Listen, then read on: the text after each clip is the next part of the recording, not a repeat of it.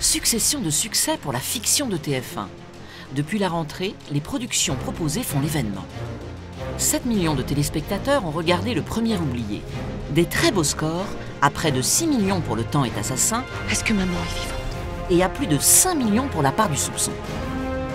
Et puis, le pari de la fiction en costume hautement relevé avec Le Bazar de la Charité, 8 millions de téléspectateurs en moyenne sur l'ensemble des 4 soirées et un record à 9 millions pour la soirée de lancement.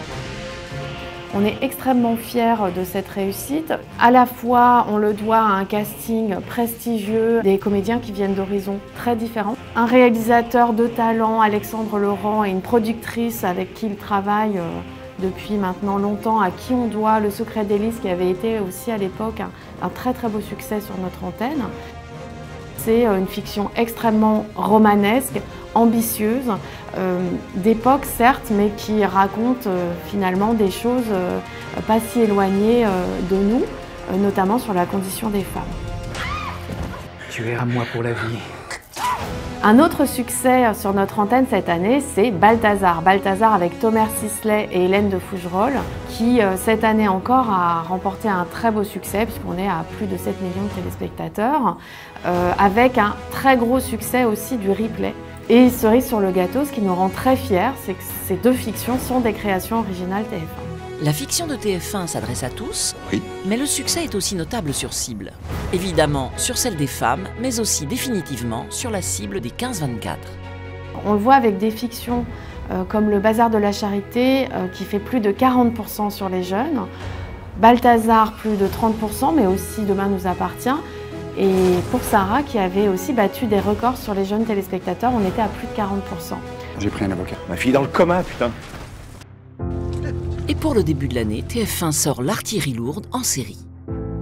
À découvrir très vite à l'antenne, Peur sur le lac, 3e opus de la collection Le Lac. Vous allez voir, c'est un thriller palpitant, avec beaucoup de rebondissements. On a 2 cas d'empoisonnement sur les bras maintenant. Il ne s'agit pas d'un empoisonnement, mais d'un virus. Vous découvrirez aussi H24. Cette série, c'est une sorte de Grey's Anatomy à la française. Autre fait marquant, Profilage se renouvelle avec une héroïne désormais incarnée par Scheim, psychocriminologue et surtout ancienne arnaqueuse. Je vois que vous avez quelques notions de procédure, c'est bien, on progresse. C'est jamais bon pour le business de laisser ses empreintes derrière soi. L'année 2020 s'annonce également riche en événements. Pour patienter, voici déjà quelques pitchs prometteurs. Un des temps forts de cette année sera le biopic de Grégory Le Marchal, avec au casting Odile Villemain et Arnaud Ducrec. Et pour incarner Grégory, un jeune talent formidable, Michael Lumière, sur lequel il faudra compter dans les années à venir. En tournage très bientôt, Grand Hôtel, une série sur un hôtel de luxe.